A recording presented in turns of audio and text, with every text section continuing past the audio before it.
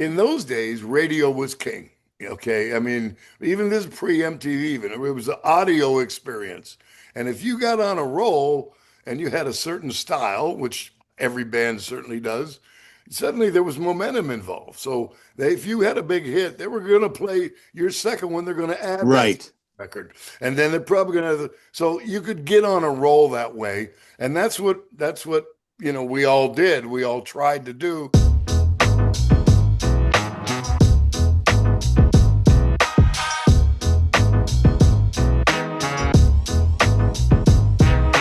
Hi, everybody. This is Rick Bisceglia for the Record, and my co-host Dave Sholin is here, and we have a very special guest, Duke. You know, Rick, I like the way you said very. Not only a very special guest, I'm proud to call him my friend. Everyone all over the globe knows the name, Huey Lewis. Hello, Huey. Hello, boys. Here we are. First of all, I can't thank you enough for taking time to schmooze here with Rick and I. It's gonna be fun. We'll walk down memory lane, walk down the lane that we're at today, and you are in beautiful Montana. How long have you been in Montana?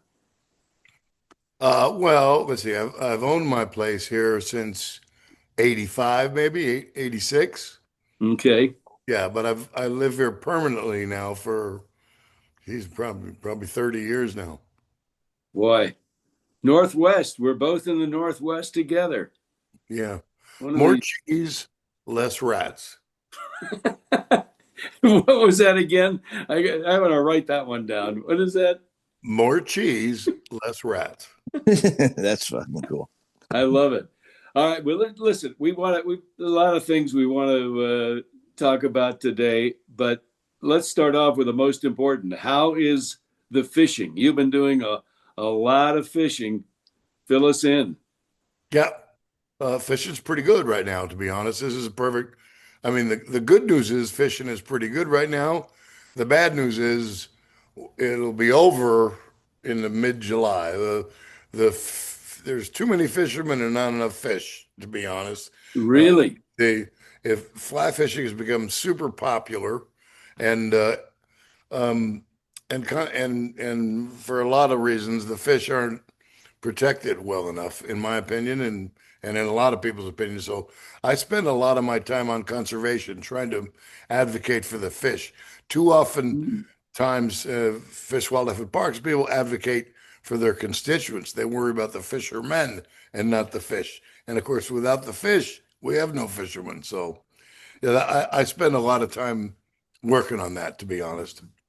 Did you do this? Did you fish a lot as a kid growing up? Is Yeah, it or you did? I Okay. my father made me fish, fly fish. That was Really? one of the things I did with dad. And we, unfortunately, 'cause, well, first of all, we had drove to the Sierras. I was in Northern California, and we drive to the Sierras. And so it was like a 3 hour drive that I hated. But yeah, so I learned to cast as a kid. And then, of course, the music career took over, and I didn't have much time to do anything but that. And Yeah. the benefit to losing your hearing and not being able to sing and perform is I don't work. You can So fit. You can fish more. I fish a lot, and fish, they don't talk, so I don't have to hear them, and That's a good point. it's perfect. That's a good thing, whether you have that problem or not. What about the because I know we're going to talk about your hearing issue and keep everybody up to speed on where things are at with that. Has that affected your golf game? Because I know you are definitely one of the top golfers out there, especially for people in the music biz. Uh, It'd be tough to beat Yui on the course. Are you still playing golf? Is it okay? Is it Well, affected any of it? very good question, because the root of my hearing problems is something called Meniere's disease, um, uh, whose whose principal problem is vertigo usually. and I have that mild vertigo all the time. Meniere's starts with vertigo. That's the original symptom. You get so nauseous with vertigo, you can't stand up. You have to crawl up in a little ball. And I've had that happen several times, and I had a lot of earaches as a kid, and so all this is Mm. called Meniere's disease. They don't really know what it is, but I'm sort of dizzy all the time. And as for my golf game, it's horrible because 4 or 5 swings around, I'll whoa See, and that's and hit a grounder, you know. So Yeah. I'm trying not to. I'm trying to learn to enjoy myself, even though I play so poorly. That turns out to be the real challenge: is to play like crap and still have a good time. Well, sound. it's when you hit those balls, we've seen you some of these tournaments. It's amazing. You're really like a natural. I mean, because listen, we're going to talk about sports in a little bit, the album, but when it comes to sports, is this all? Were you starting as a young kid into sports, into all kinds of sports? Was that like a Kind of. Yeah, I played baseball as a kid. I didn't play golf till I was just not that long ago, to be honest. And I'm not a very good golfer, but I should plug a little event we have with Peter Please. Jacobson and myself. We used to play in the AT&T, the Pebble Beach Pro-Am every year, and they've discontinued that now. They made it a signature event, and it's a Yeah, whole different deal. yeah, So Jake had the idea of kind of pinching the celebrity portion of it off and creating another event that we call Golf Party, September 14, 15, 16 at Monterey Peninsula. And we got lots of celebrities and it's really all the guys who used to play in the AT&T and a bunch of pros and some amateurs. And we have just a really fun time, play golf for 2 days and have, concerts and dinners and stuff in the evenings. It's good. nice. Would Any names you can throw out that are on this Yeah. star-studded list? Yeah. Yeah. We have, I mean, last year we had Ray Romano and we got Darius Rucker and we got Lady A, Charlie Kelly. Oh, Charlie Kelly. Oh, Yay, and we got this year we got Colin Jost is going to be there. Bill Murray says he's coming. I'm sure Billy's coming. did you right. throw We did got you throw did you tell us when it was? I forget just the date of it. September 14, 15, 16. It's kind of a private affair, but there's a few spots left. People have Okay. to sign up for it, and then Oh, I see. it costs some money. It's a charity for the first tee deal. We raised $250,000 last year. We're going to double it this year. We're going to raise $500,000. So Fabulous. so let's I'm gonna have to we're gonna have to go backwards a little bit and go back in time. Just so you know, Huey, I used to be the head of radio promotion for Arista for 20 years. So I understand that part, and I want to talk to you about that part because it's always interests me to hear what other artists say. So I would always get my priorities and find out what records to work. So during that era, top 40 was, I would say, 80% of how you were heard at the beginning. Uh, yeah, you want me to? No, well, knowing that, my Yeah, question is, were there it any? was a different world. There was no Yeah, internet. There was no jam bands. There was only one avenue to success if you wanted to play your own music and be successful, and that was radio. And in the 80s, and of course in the 60s, radio was wide open with Tom Donahue decided he was going to play whatever he wanted to play and all that stuff. But and of course that was FM radio when top 40 was AM radio. But when by the mid 70 by late 60s early 70s, top 40 had gone to FM radio now, and all the FM stations were the big stations, and they were programming it, and they became top 40. Top 40 was coined, as you guys know, right. by the programmer in Fresno who opined with the advent of push button radio. when push button radio came to be, they realized like, oh, if the people would listen to the station until they heard something they didn't like, and when they didn't like it, now they could push the button. So what you need, narrow your playlist and just play those hits over and over and over It again. worked. And that was top 40, and that became CHR on FM. And in my day, if you didn't have a hit on CHR, you didn't exist. And that was, but not forget top 40, that was top 23. And by the way, number 22 and 23 got what? One or two plays a day, but one, two, and three, they play it 9 times a day. As we would say, they powered them. But my Oh, question is, yeah. are there any songs that were smashes that you didn't expect, that you thought the label was nuts? Why are you working this one? Is there any song that came out of left field that you said, wow, that's freaking working? Or did it kind of go according to schedule and releases? Because from my end, it was never that easy. Even with Whitney's 7 hits, number ones in a row, there was trouble in each song from a behind the scenes category. So do you remember a song that you didn't expect to hit or was really, really tough? That's really a great question, because the question we usually get is there ever a song that you thought was going to be a big hit and it wasn't? Right, And yeah, exactly. there's a bunch of them. No, yeah. Well, it, in those days, radio was king. Okay. I mean, even this pre-MTV, even it was the audio experience. And if you got on a roll and you had a certain style, which every band certainly does, suddenly there was momentum involved. So if you had a big hit, they were going to play your second one. They're going to add that Right. record, and then they're probably going to. So you could get on a roll that way, and that's what we all did. We all tried to do. And in that sense, yeah, I mean, walking on a thin line was a hit, and that's not a single.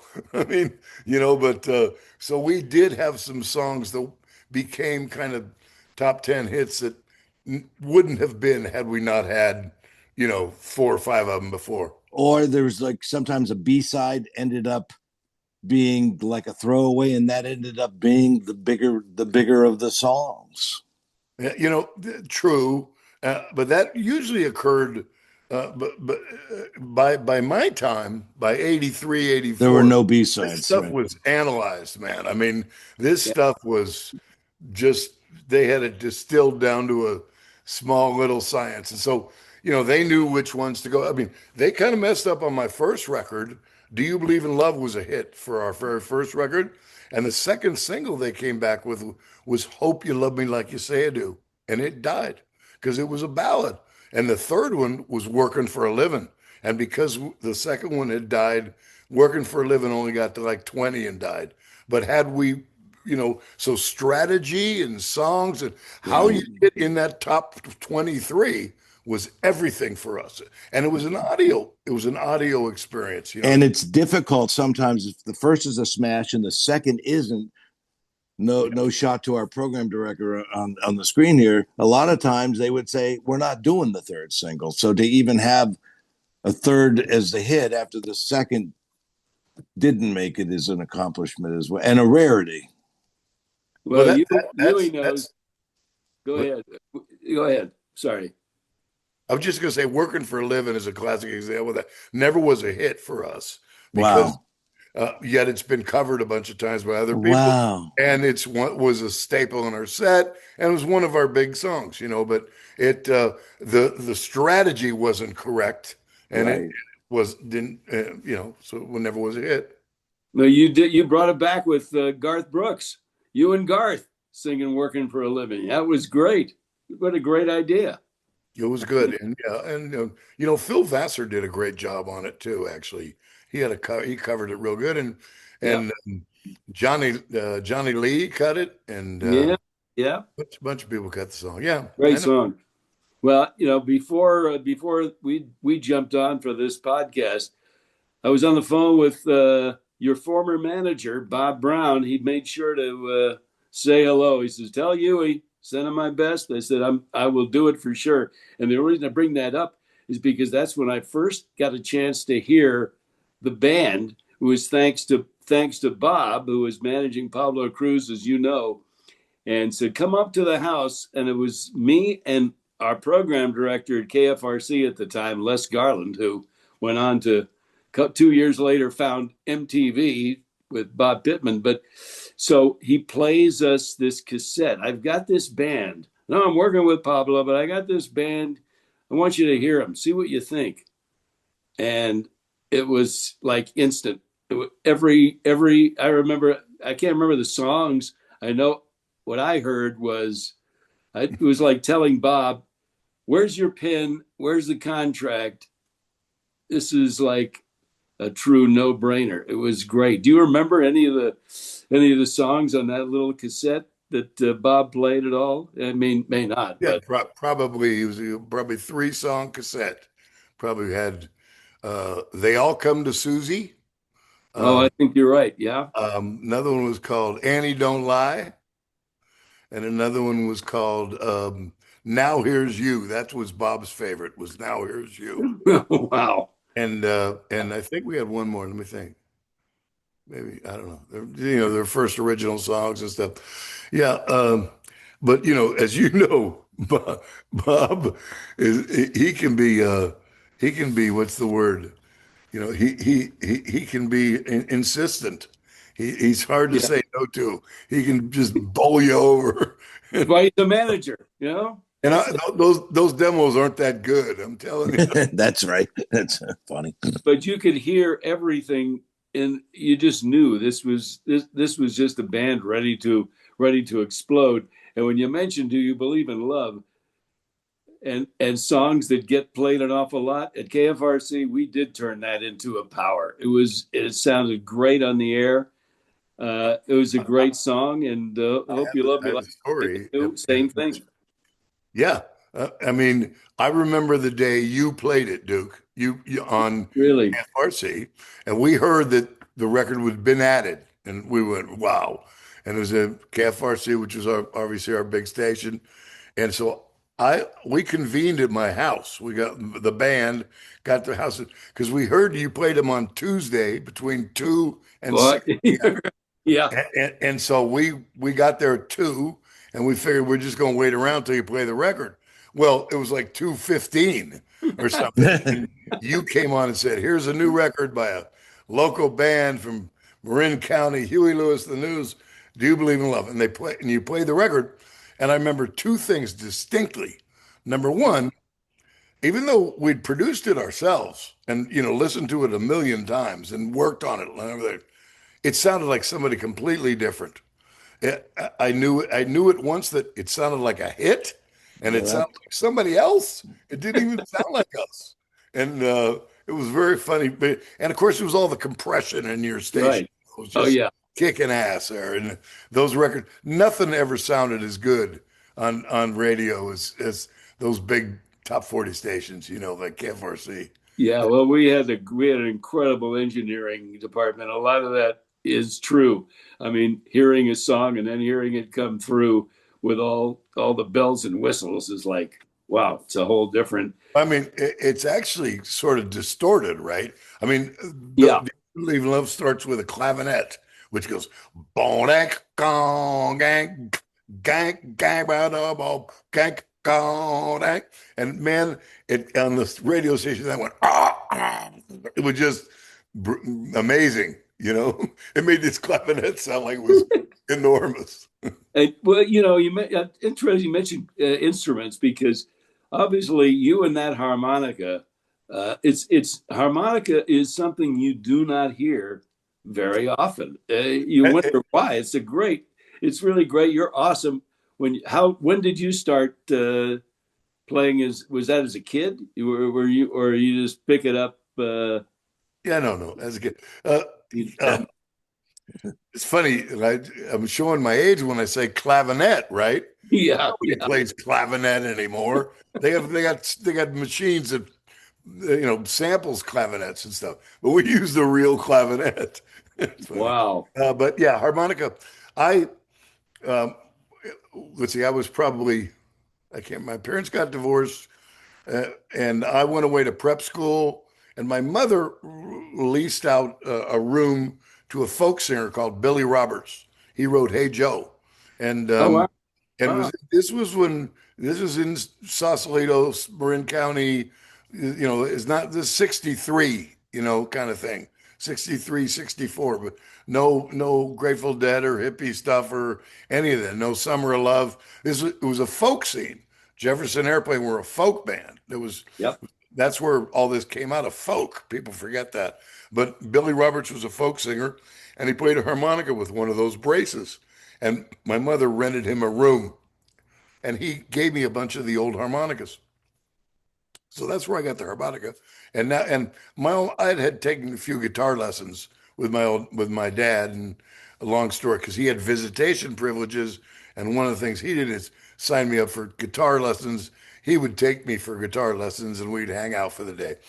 So and now I get Billy Roberts gives me all these harmonicas, and I graduated, and so I'm playing harmonica, and I graduated from prep school a year young. I just Mm. turned 17, actually I graduated 16. Next month turned 17, I was accepted to college, but my dad uh, uh, required me to take a year off and bum around Europe. And that was his direction. He said, "No, don't go." He says, "You're doing great. As far as I'm concerned, your life is your own, but one thing, don't go to college. Not yet."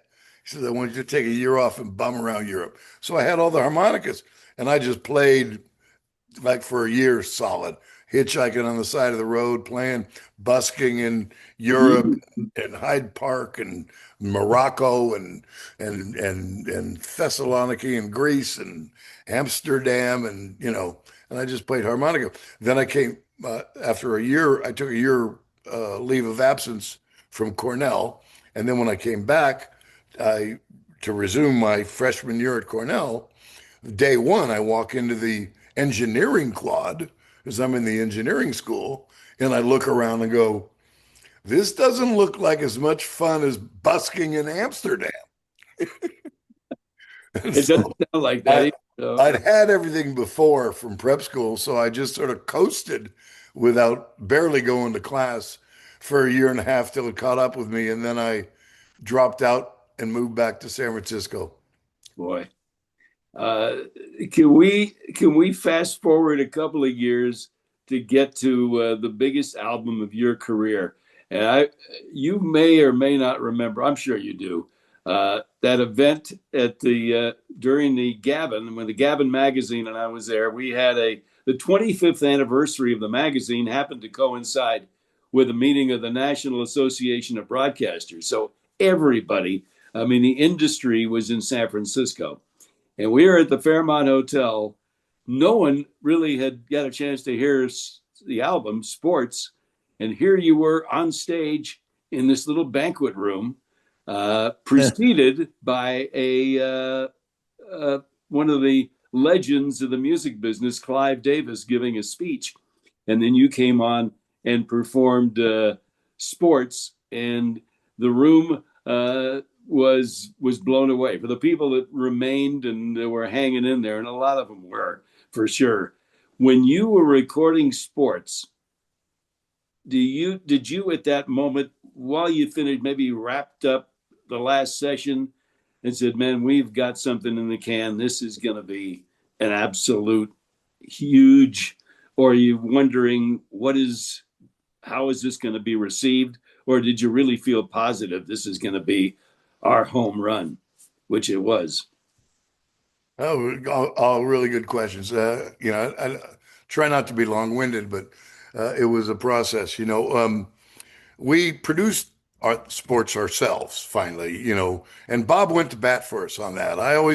We auditioned a bunch of different producers, and I had worked with Mutt Langer and in England and stuff by this point, so I knew my way a little bit around the studio, and I felt like, and we had great musical talent in the band, and I was sure we could do our own record. So we produced our own record. And again, this is like 1982. We're making this record, and radio is king. So what we needed was a hit single. Period. A CHR hit single. So we aimed every song at that CHR hit single. And if you listen to sports today, you'll realize it's a record of its time. It's a collection of singles. One, they're Right. Yep. completely, they're one, and we didn't know if it was going to be a rocker or a little bluesy thing or a ballad but we wanted to cover them all. We wanted to get a hit in every genre. And because we didn't know what we knew we needed a hit. We didn't think we were gonna get five of them, but we needed one. And so that What? we produced that record ourselves. And Wow. then when we got it finished, it's a little bit of a longer story. When we got it finished, we handed it in, and the last song was "Want a New Drug," and we couldn't. And I when I recorded "Want a New Drug," when we recorded it, uh, I had the idea of using a drum machine, even though Bill Gibson is one of the great drummers we have in the world. It was that the idea that we hear that techno sound that the machine does, as opposed to an acoustic sound. And so and so we tried that at the record plant, and Bill Gibson wasn't happy about it. And I also got um, uh, what's his name? Peter Wolf, the producer, was in the next studio. And I got Peter over. I said, Peter, can you show me how to sequence the bass into the thing? And he set it up for us. So the bass went dum dum dum dum dum dum dum dum dum dum dum dum dum dum dum Mm. sequence. And we did it all on machines. And then I had the guitar and the keyboards play along. And we did it in the studio. And I'll make it up that we set the machine on 110, let's say, and we cut it, and it wasn't working. It was just dying there. And Billy's not happy, and Mario's not happy because they're not playing on, and they're sitting on the couch in the control room while Chris and Sean are playing to the machines. And so it wasn't working. Nobody was happy. I said, okay, forget it. So we all went back and we cut it acoustically with the drums and the bass and all that shit. Cut it, mixed it, and we go to New York to mix it with Clear Mountain. And I mixed that tune two times, three times, could not get it to sound groovy enough for me. But we got it as best we could, and we were done with the record, apparently. Well, just as that happened, Chrysalis sold out to CBS Oh, and yeah. of all of their distribution. So we went, oh, what are we going to do now?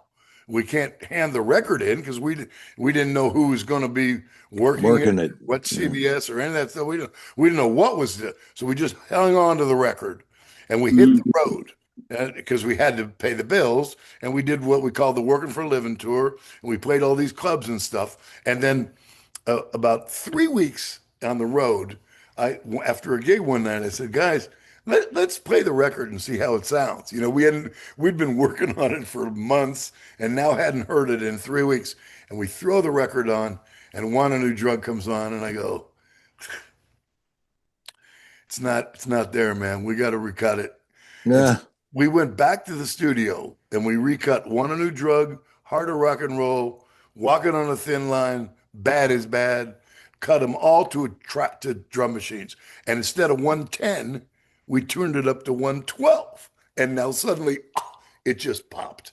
And Mm. and so we assembled that sports record, piece by piece. It's not a bar band thing at all. It was the height of technology for its time, almost. So anyway, we get done with the whole thing, and now finally, Chrysalis makes a deal with CBS, and we decide, let's do it.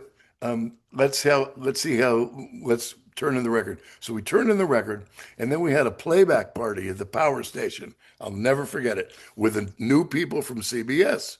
And Mhm. they were going to do a little playback party. And it was just me. I don't think the band was even there. It was me, Clear Mountain, because he'd mixed the record, and and the new CBS brass, including Frank DeLeo, and and uh, and the they play, and we're standing in the studio, and they're at the power station, and there's little cocktails and whatever, and there's only about 20 people, and they're playing the record, and man, it doesn't sound, I'm so worried because I produced it. It just doesn't sound right.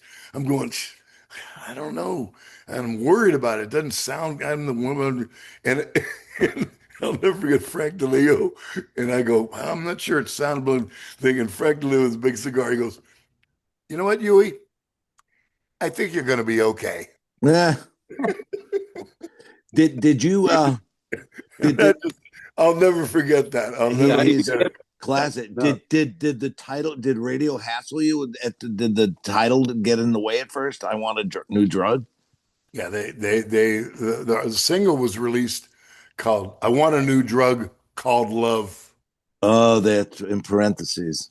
but I said that was so silly. I mean, listen, Right. listen to "I've Got You Under My Skin" one time. That song's Right. about being addicted to this girl. exactly. Sacrifice anything, come what might, for the sake of having, it's just, silly. Yeah, Yeah. it is. But when I just wanted to mention quickly because when that album, because sports is such a big thing in your life.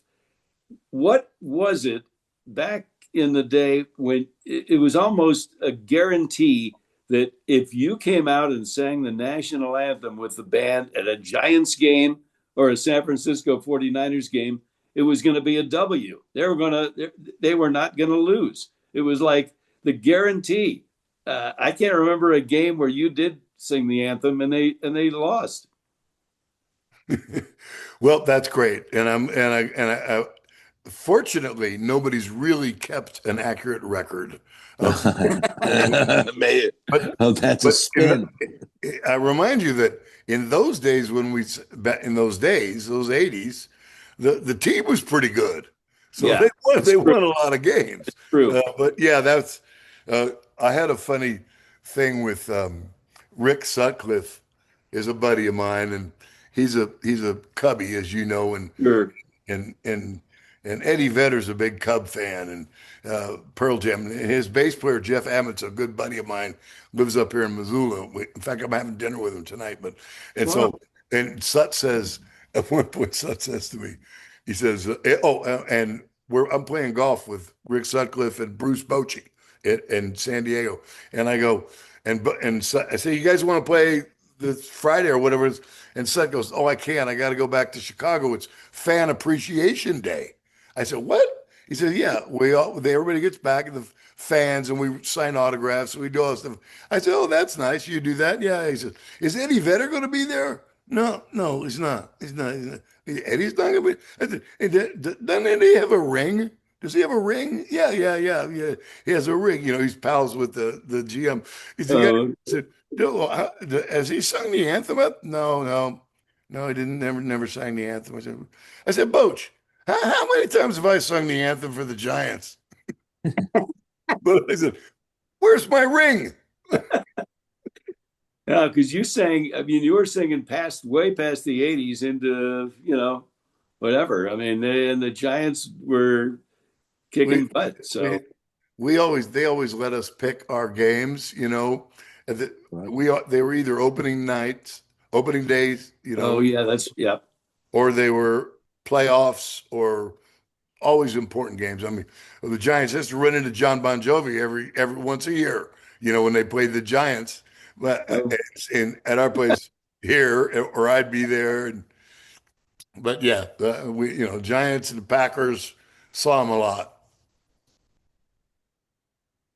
uh, one album, because I mean, sports was obviously the ultimate when it came to the sales, but you had a lot of great music, a lot of great albums, including an album that I always thank you for inviting me to write the liner notes for this because I loved every song on the album. Seven chords, or the uh, Four chords was four number chords two. in several years ago album.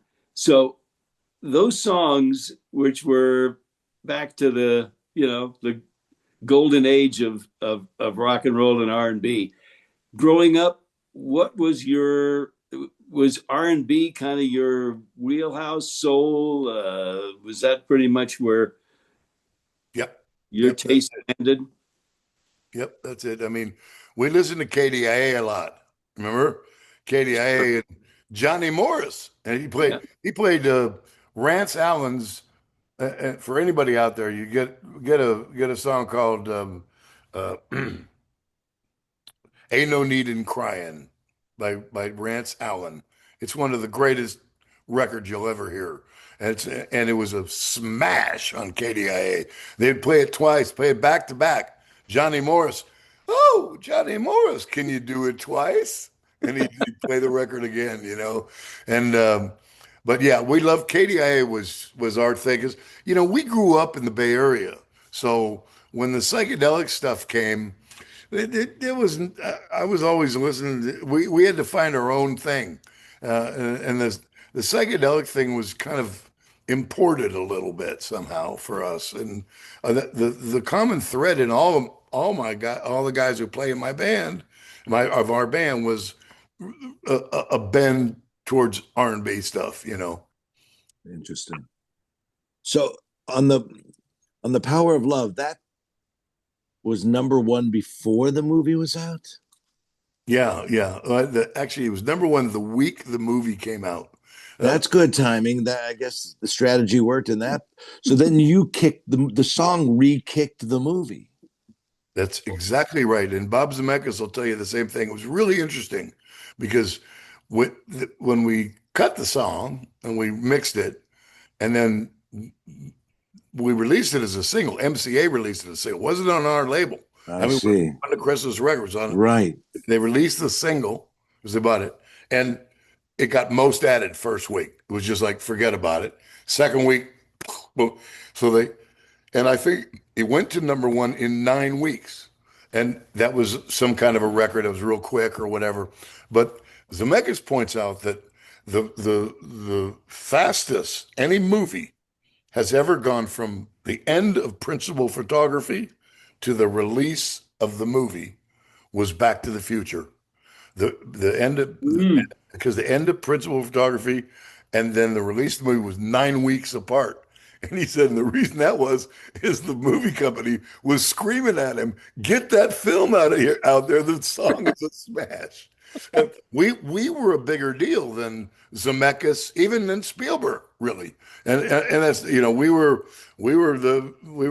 number one pop artist, and so and Zemeckis to this day says best promotion any film ever got. Of course, mind you, then the film just was Right. unbelievable internationally, and that's helped us so much in Europe and Asia and all that. So Yeah, it certainly goes hand in hand. Right now, of course, it's probably one of the gonna be one of the biggest movies of the summer is Toy Story 5, and guess who has the song? Taylor Swift. I mean, that song is already it's only been out a week or so. It's just like every station playing it. The same kind of thing that happened to Power of Love. So in that movie, of course, you get your acting role but not only in that movie, you've acted in so many great films. What was it like in that to jump on screen and get? You seem like a natural to be in front of a camera. It didn't even seem like you had to. It was effortless. I don't know if it was. What was that? The acting side of things and being in movies. yeah. Well, I do consider myself. I do have thespian tendencies. I enjoy it when there's real acting required. Bob Altman put me in the movie duets with. He Yes. was kind of a fan because he was a music guy, Robert Altman, and Mm. and so I got to and I had a wonderful. We did a film on location in up near where San Bernardino kind of thing, and we had it. So he asked me to drive with him, and so we drove like it was like a 3 or 4 hour drive from Hollywood to where we had to go for our location. And I got a tutorial from him, which was fantastic, from Robert Altman on what you do to become an actor. I mean, I tips on acting tips, and it was fantastic. And and I've always enjoyed it, when there's real acting required. Unfortunately, I'm not known as an actor, so nobody thinks of me, and I don't get any offers, because there's plenty of great actors out there out of work, especially my age. So unfortunately, I don't get to do much of it, but I've always enjoyed it when it's challenging. You can tell it just seems so comfortable that you're just it's not a great effort. What we got to find out, because one of your biggest fans, who is, like, I would say, a fanatic, is Jimmy Kimmel. How did how did and you guys together have this automatic this chemistry? Did he get a hold of you, or so?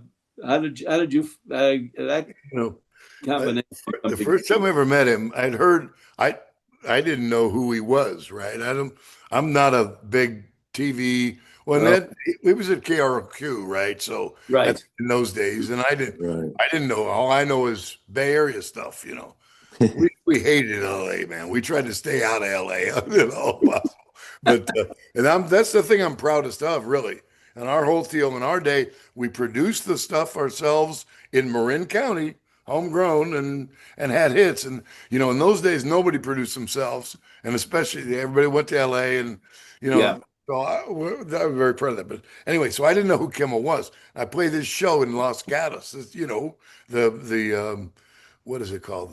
The theater there, the Oh, winery, Mountain Home Winery. Yeah, Mountain Winery. Yeah. beautiful amphitheater Great. right in San Francisco. And they say, "Hey, Jimmy Kimmel's here. He wants to say hello." I said, the DJ. Oh, okay, yeah, right, great. So sure, no problem. So after the show, here's Kimmel and like three or four of his buddies, cousin Sal and Cleto and one of Oh, wow. and they're there at the gig, and I go, "Hey, great! What are you guys doing here?" They say, "We came to see you, obviously." I said, "Really? Wow! From how'd you get here?" He said, "We drove." "Oh, no kidding. Where are you staying?" "Oh, we're not." "What do you mean you're not staying?" "Oh, we're going to drive Oh, back." I said, "You drove from LA?" "Yeah." "And we're going to drive back?" "Yeah."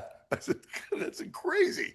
And so anyway, that was Kim. That's the first time I met him, and he's just he told me he was just a big fan, loved the stuff of him.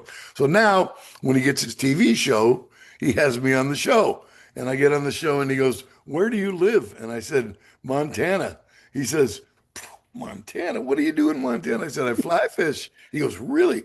I've always wanted to fly fish." I said, "Well, come on up."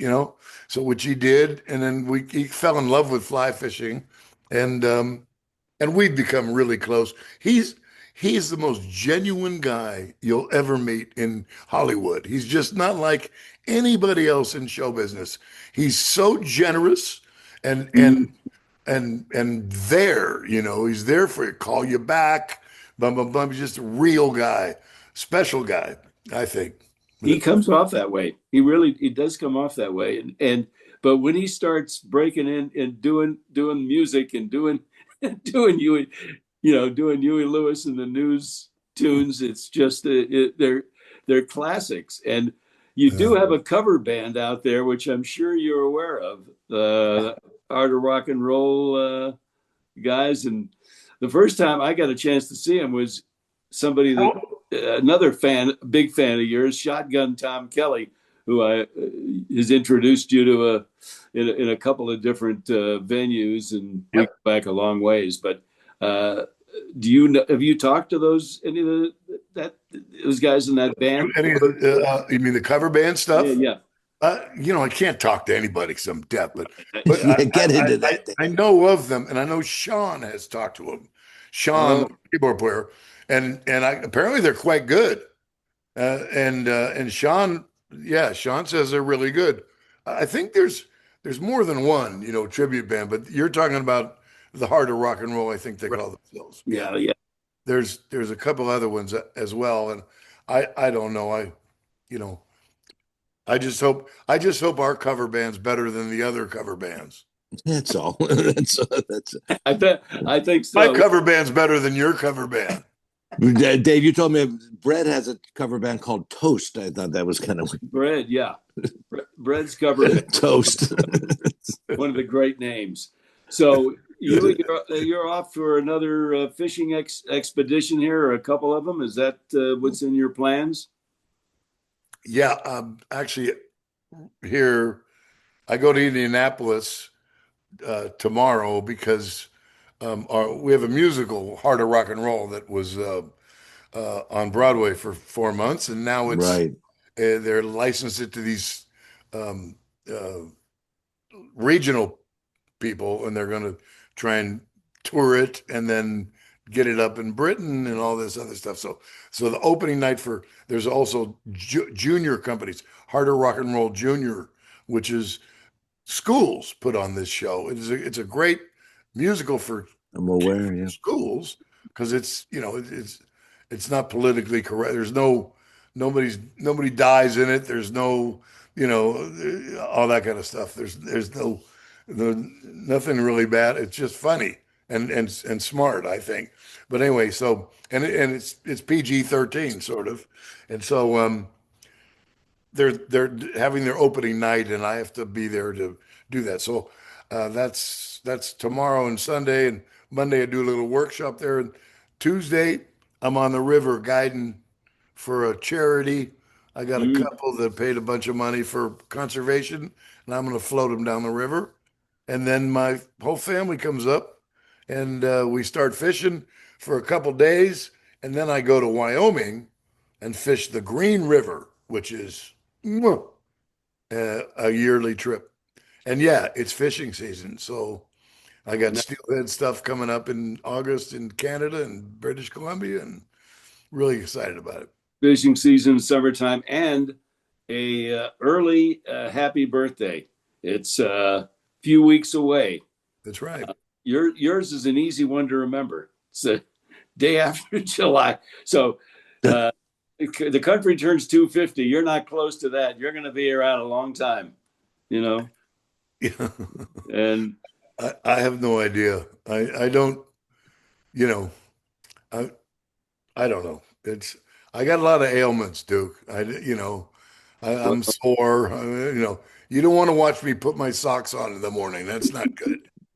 Well, you got well, you got a lot of people all around the globe all rooting for you. And I know Rick and I cannot thank you enough for taking time to just schmooze and catch up. And it's great to see you. And we want you to nothing but good, happy days. And thanks a lot. Thanks for having me on. I'm really glad that you guys, that period of time, right. it was such a special time in terms of the audio. It was an audio thing. Now Yeah, it's a YouTube world. Let's face it. I mean, if you look, I mean, it just isn't what it used to be. When radio was king, it was an audio world, and and you guys were so, you're wise to that, and it's really nice to explore Well, those. that's why we kind of named For the Record, because I think that sometimes these stories are forgotten, exactly. Yeah. Yeah. and we want to make sure they're not. And having you is awesome. So we appreciate it, Huey. Just so you know, Huey, Rick mentioned, he was at Arista for all those years, but when we first met, he was in radio. And he was our music director in New York City at 99X with some great folks like Bobby Rich and Rob Cisco, and we were having fun in New York. So he knows what it's like to sit in that chair Yeah. and get everybody coming to him for some airplay. Well, but the best satisfaction is getting a song and having 80 million people hearing it a week. I know. I agree. So, It's a special thing, and that's what was so amazing is in those days when you had a hit, everybody knew it. right, you would go next if you go out to a bar and the top 5 songs in America, the person next to you knows the songs. Now, no, there's no critical mass of a song. It's like no one, they're all over. Maybe 5 artists, but everybody would know the hits. Yeah. Yeah. There's almost no such thing as a hit except for I guess Taylor Swift, but I mean, I don't think Well, there's there's anything. There's just aren't any. It's way different. Well, we've talked about this before, but real quick, I know we want to wrap this up, but it was a communal kind of a thing because everybody was hearing today. Everything's on demand. You can stream whatever. So you've got 10 million people listening to 10 million different songs, but not at the same time. It That was different because you'd go to a beach, whether it half was Chicago, New York, WABC, LS, and there are thousands of kids. Everybody's got the radio tuned on and hearing the same song exactly at the same time. That is a different experience. and it was different then because now the corporations are controlling a lot of the airwaves. Then I promoted these 10 radio stations. I didn't know what freaking companies they worked for. I just knew these were the 10 guys that could make it happen. So you know, it's funny to realize that when you I like that early R&B stuff, Sam and Dave, and Booker T and the MGs, the Yep. backup band for all of those soul music guys were two black guys and two white guys. But they couldn't put their picture on the album because music in those days was integrated. Uh, right, right. and society was segregated. Today, society is more integrated, but music is segregated. Segregate. That's It's true. crazy. Well, And I'll give you another one that's interesting. And part of the problem is this, I think, and a lot of record labels are to blame for this. Music since day one, music has been sold as a commodity. All records are the same price. All albums are the same price. Books aren't the same price. Wine isn't the same price. Even uh, uh, uh, all artwork is different prices. If somebody had said early on, and that's because Alan Freed sold it, first went with the singles for $1 a piece or whatever they were. And so the only way you made it in pop music is to sell more records than anybody else. Well, some labels should have been smart enough to take a Joni Mitchell record and say, I'm only going to press up, 25,000 of them, and I'm charging $50 a piece. Come and get them, or something, yeah, But yeah. there was never an art. The people in control of our record business were never that way. They were just, it was poor. None of them went to business school. They weren't No, really business. They didn't know anything. Most of them were managers that had a band that happened. So let's make him the head of the label, Right. It's crazy shit like that. They weren't real executives. They didn't, I don't know. yeah. And so, Well, unfortunately, a lot of people just got lost. when you see the if you've seen it, they have the King Records documentary, which King had so many great artists, Hank Ballard and but Sid Nathan, who ran that label, had he had his background was all kinds of things, but he ended up with his record company, and it's so funny because there's one scene where James Brown's recording "Please, Please, Please," which such a classic, one of the greats, and all Sid Nathan is saying, what the hell is he saying? All they're doing is saying, please, please, please. What is this piece of crap? Meanwhile, turns out to be one of the greatest songs of all time. So I know exactly what you mean. It's just a whole different era. But you had a great cover, by the way. Speaking of these R&B songs, J.J. Jackson, but it's all right. What a great job on that song. Uh, Love it. So much fun. I'm and going to go listen to that, there was actually. a hit, Put it in my head. J.J. Jackson, His.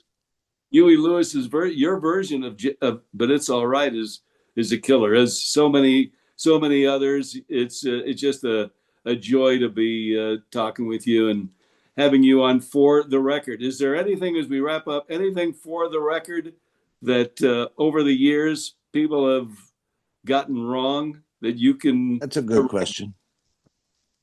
Yeah, not really. I mean, not I really? don't have any extra. Hip to be square was a problem for us because everybody thought it was an anthem for square people, and I was meaning to poke fun at what's his name, David Brooks's book, Bobo's in Paradise. All How right. how the Bohemians were dropping back in and becoming bourgeois, And that was what that song was supposed to be. And I originally wrote it in the third person. He used to be a renegade. He used to fool around. And then I thought it would be more funnier if I told it on myself. But I gave my audience too much credit, and they ended up thinking it was like a anthem for square people. And critics didn't like that. Critics didn't like "Hip to Be Square." But that was 100 years ago now. That's almost my only regret, to be honest. That's If that's the only one, that's a good one. And I can tell you, Rick, you have made Rick and I feel way hip because we got a chance to spend time with Huey Lewis today. and we're definitely square, and I see squares here. I remember Jack Crago was head of CBS at the time, and it was Crago and Bob and me in a room in Toronto, and they're picking the next single. They say, "Which going to be Hip to Be Square?" I said, "I'm not sure that's a good idea." But what are you going to do? Well, well, thank you, buddy. You bet. Great to be with you, boys. Great to be with you, Huey. And for all of those watching, subscribe. For the record, Huey Lewis, our guest today, and we will hopefully see you soon.